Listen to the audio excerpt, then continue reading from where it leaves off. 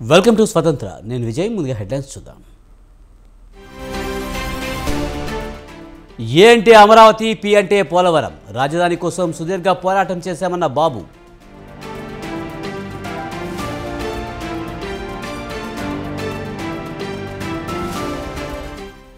కొనసాగుతున్న పవన్ కళ్యాణ్ సమీక్ష, social audit నిర్వహణ, నిధుల వినియోగంపై చర్చ.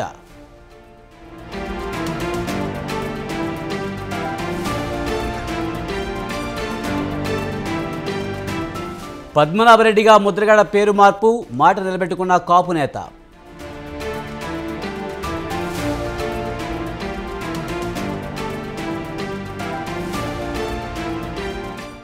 బీజేపీ బీఆర్ఎస్ నేతలతో తెలంగాణకు నష్టం, సింగరేణి అంటే ఉద్యోగాల గని అన్న భట్టి.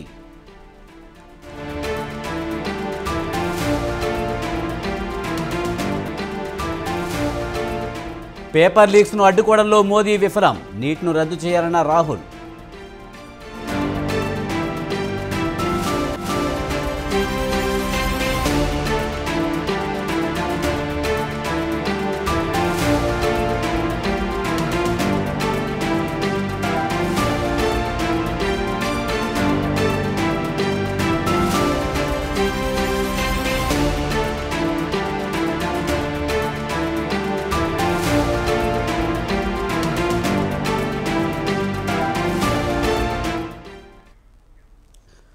ఉమ్మడి మెదక్ జిల్లాలో మరోసారి ప్రోటోకాల్ వివాదం తలెత్తింది. సంగారెడ్డి జిల్లా గుమ్మిడిదల మండలం నూతన ప్రజా పరిషత్ కార్యాలయం ప్రారంభోత్సవంలో బీఆర్ఎస్ కాంగ్రెస్ మధ్య వాగ్వాదానికి కారణమైంది. శిలాఫలకంపై వైస్ ఎంపీపీ పేరు పెట్టి ఎంపీటీసీల పేర్లు పెట్టకపోవడంతో ప్రోటోకాల్ పాటించడం లేదంటూ కాంగ్రెస్ నాయకులు నిలదీశారు. నూతన కార్యాలయం ఆవరణలో బీఆర్ఎస్ పార్టీ ఫ్లెక్సీలు పెట్టడం ఏంటంటూ నిలదీశారు. దీంతో ఇరు పార్టీల మధ్య వాగ్వాదం నెలకొంది. దీంతో కొత్త శిలాఫలకాలను ఏర్పాటు చేస్తామని ఎంపీడీఓ హామీ ఇచ్చారు.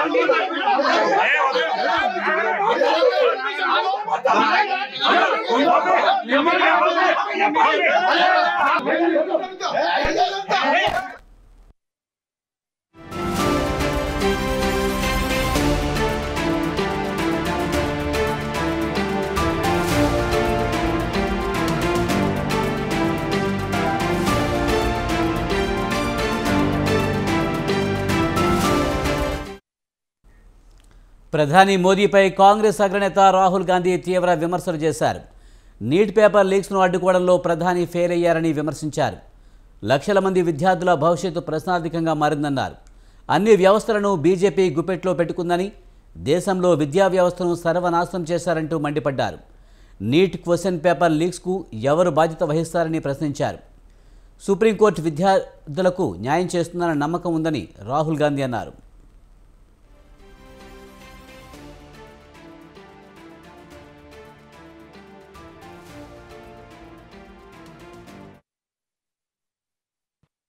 शिक्षा का सिस्टम है, उसको एक संगठन ने कैप्चर कर रखा है. अपने लोगों को हर पोस्ट पे यही डालते हैं. वाइस चांसलर्स की लिस्ट निकाल लीजिए, पता लग जाएगा. तो इसको रिवर्स करना होगा. दूसरी बात, मैनिफेस्टो में हमने साफ कहा कि पेपर लीक होने के बाद कार्रवाई करना एक बात है, बहुत जरूरी है और स्ट्रिक्ट से स्ट्रिक्ट कार्रवाई होनी चाहिए. मगर हमने ये भी कहा था कि पेपर लीक होने से पहले जो सिस्टम्स हैं, जो यूनिवर्सिटी के एग्जाम्स के रूल्स हैं, सिस्टम्स हैं, इनको फिर से असेस करना पड़ेगा, इनको स्टडी कर कर रीडिजाइन करना पड़ेगा. शिक्षा का सिस्टम है, उसको एक संगठन ने कैप्चर कर रखा है. अपने लोगों को हर पोस्ट पे यही डालते हैं. वाइस चांसलर्स की लिस्ट निकाल लीजिए, पता लग जाएगा। तो इसको रिवर्स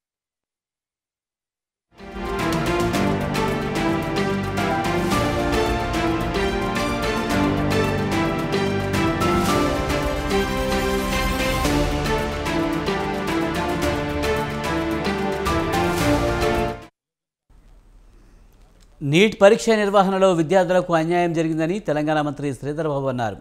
బాధ్యులపై చర్యలు తీసుకోవాలని డిమాండ్ చేశారు. నీట్ దరఖాస్తుల స్వీకరణ పొడిగింపుపై ఎన్నో అనుమానాలు ఉన్నాయన్నారు. అలాగే ముందుగా అనుకున్న దానికంటే 10 రోజుల ముందే ఫలితాలు విడుదల చేయడంపై కూడా అనుమానాలు ఉన్నాయన్నారు. ఏకంగా 60 మందికి పైగా విద్యార్థులకు 1వ ర్యాంక్ రావడం ఏంటని నిలదీశారు.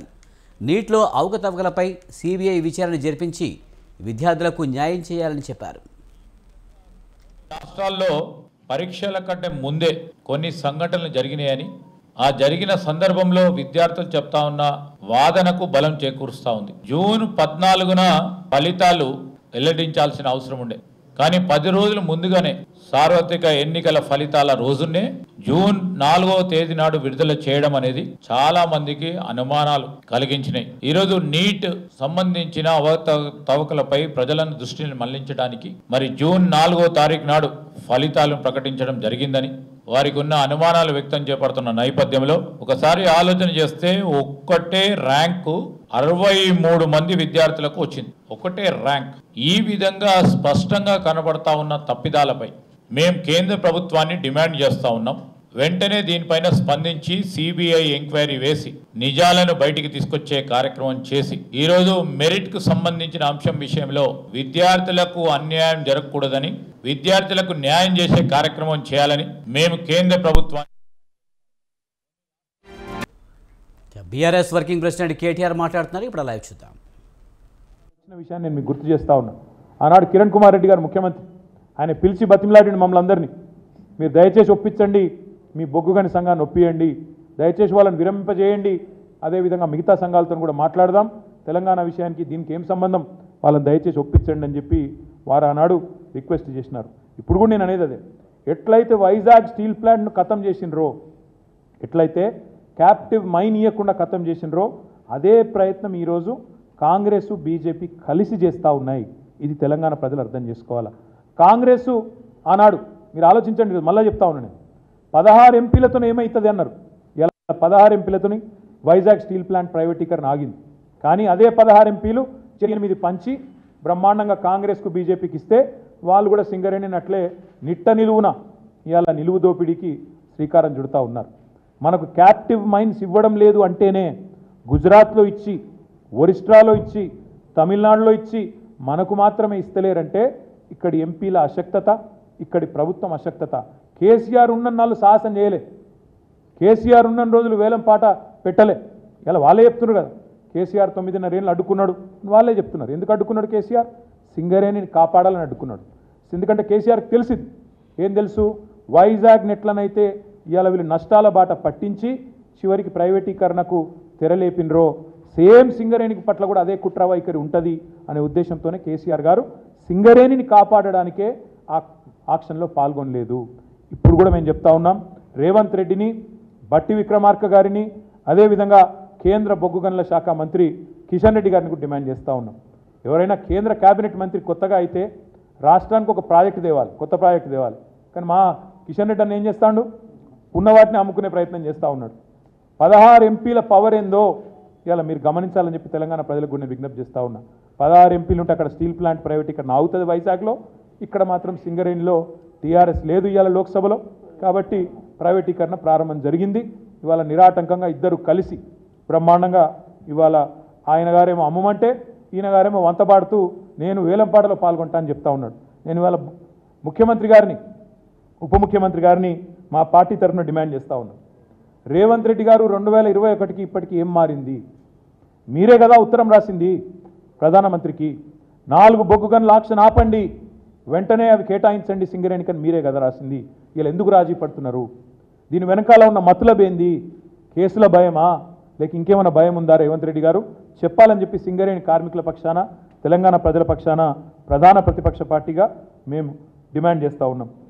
100 ఏళ్ల పైగా చరిత్ర ఉన్న సింగరేణిని ఇలా బొందబెట్టే ప్రయత్నం ఏదైతే చేస్తూ ఉన్నారో తప్పకుండా బీఆర్ఎస్ పార్టీ దీన్ని అన్ని రూపాల్లో కూడా ప్రతిఘటిస్తామనే మాట కూడా నేను మీకు విజ్ఞప్తి చేస్తా ఉన్నా. ఇవాళ 8 మంది ఎంపీలను ఇచ్చినారు తెలంగాణ ప్రజలు భారతీయ జనతా పార్టీ. మీరు ఇచ్చే రిటర్న్ గిఫ్ట్ ఇదా? మీరు ఇచ్చేది మా తెలంగాణ బొగ్గు గన్లను 10 ఏళ్ల పాటు కేసీఆర్ కాపాడిన బొగ్గు గన్లను మీరు అమ్మడము వేలంపాట్లో పెట్టడమే మీరు ఇచ్చే రిటర్న్ గిఫ్టా? దయచేసి ఆలోచించాలని చెప్పి కూడా నేను కోరుతా ఉన్నా. అభ్యంతరం పెట్టాల్సిన రాష్ట్ర ప్రభుత్వం, గతంలో అభ్యంతరం వ్యక్తం చేసిన పిసిసి అధ్యక్షుడు, ఇవాళ ముఖ్యమంత్రిగా ఉన్న వ్యక్తి ఎందుకు ఆహ్వానిస్తున్నాడు? కాంగ్రెస్ పార్టీ పెద్దలు కూడా ఈ విషయంలో చెప్పాలని చెప్పి కూడా నేను డిమాండ్ చేస్తూ ఉన్నా. ఆనాటికి ఈనాటికి ఏం మారింది? ఏ కారణం చేతి ఇవాళ కాంగ్రెస్ పార్టీ బీజేపీ నిర్ణయానికి వంతపాడుతున్నారు? ముఖ్యంగా స్వయంగా డిప్యూటీ సీఎం గారు ఎందుకు రేపు వేలంపాట్లో పాల్గొంటున్నారో కూడా చెప్పాలని చెప్పి కూడా మేము డిమాండ్ చేస్తూ ఉన్నాం. సింగరేణి కార్మికులకు కూడా నేను విజ్ఞప్తి చేస్తూ ఉన్నా. సింగరేణిని 2 జాతీయ పార్టీలు కూడా మేము ముందే చెప్పినాం, వీళ్ళిద్దరు కూడా కలిసి రేపటి రోజున సింగరేణిని అమ్ముతారు, ప్రైవేటీకరిస్తారని చెప్పినాం. ఇలా చాలా గొప్పగా చెప్తున్నారు. పొద్దున స్టేట్మెంట్ చూసిన కిషన్ రెడ్డి గారు, మేము ప్రైవేటీకరిస్తలేము, వేలంపాటలో పాల్గొనమంటున్నామని చెప్తున్నాడు. వేలంపాటలో పాల్గొనడం అంటేనే ఏంటిది? నెక్స్ట్ ఏం జరుగుతుంది? తర్వాత మీరు కోల్ బ్లాక్స్ ఇయ్యరు, వేలంపాటలో ప్రైవేట్ వాళ్ళతో, అదానీలతో, ఇంకోళ్ళతో పోటీ పడాలి. తర్వాత ఏం జరుగుతుంది? అయ్యో రాలేదు, ఒకటే వచ్చింది, 1.5 వచ్చింది అని చెప్పి సన్నాయి నొక్కులు. 4కి 4 ప్రభుత్వ రంగ సంస్థకు నేరుగా ఇచ్చే అవకాశం ఉండగా ఎందుకు ఇవ్వట్లేదు? మీరు 4 మీ కండిషన్ కూడా పెట్టవచ్చు. 4 బొగ్గు గన్లు ఇస్తున్నాం, దానిలోకెళ్ళి ఒక్కొక్క బొగ్గు గన్ మీద ఇంకొక 10,000 మంది ఉద్యోగులను యాడ్ చేయండి, 10,000 మంది ఉద్యోగాలు కల్పించండి అని చెప్పి మీరు షరతు కూడా పెట్టచ్చు కావాలంటే, నిజంగా ప్రేమ ఉంటే తెలంగాణ ప్రజల మీద. కానీ ఆ ప్రేమ లేదు. అందుకే మేము అనేది, సింగరేణి మెడ మీద ఈరోజు కేంద్ర ప్రభుత్వం కత్తి పెడితే ఆ కత్తికి స్థానపడుతున్నాడు రేవంత్ రెడ్డి, కాంగ్రెస్ ప్రభుత్వం. ఇది తెలంగాణ ప్రజలు అర్థం చేసుకోవాలి. ఇంకొక మాట కూడా మేము విజ్ఞప్తి చేస్తూ ఉన్నాం. మేము అన్నాడు ధర్నాలు చేసినాం, డిమాండ్ చేసినాం, కేవలం లెటర్లు రాయడంతో ఆగిపోలేదు. టీబీజీకేఎస్ కానీ మా పార్టీ కానీ రోడ్ల మీద కూడా వచ్చి అన్నాడు, ఉద్యమాలు చేసినాం, పోరాడినాం, 9.5 ఏళ్ళు కాపాడుకున్నాం సింగరేణి. ఈరోజు కూడా మళ్ళీ చెప్తా ఉన్నాం, తిరిగి మళ్ళీ సింగరేణికి ప్రమాదం వస్తే కాపాడగలిగేది కేవలం ఒక కేసీఆర్ ఆధ్వర్యంలోని బీఆర్ఎస్ మాత్రమే. ఇది ప్రజలు గుర్తించాలని చెప్పి మేము కోరుతా ఉన్నాం. తెలంగాణకు రక్షణ కవచం, తెలంగాణ ప్రయోజనాలకు శ్రీరామ రక్ష ఎన్నటికైనా మరి బీఆర్ఎస్ పార్టీ మాత్రమే అనే మాట నేను విజ్ఞప్తి చేస్తూ, మరి చివరిగా నేను ఒకటే పాయింట్ చెప్తా ఉన్నా. ఇవాళ సొంత గనుల్లో, అంటే మన రాష్ట్రంలో ఉన్న బొగ్గు గనుల్లో బొగ్గు దవ్వుకునే హక్కును నిరాకరించడం అనేది దుర్మార్గమా కాదా? ఒక్కసారి రాష్ట్ర ప్రజలు కూడా ఆలోచించాలా.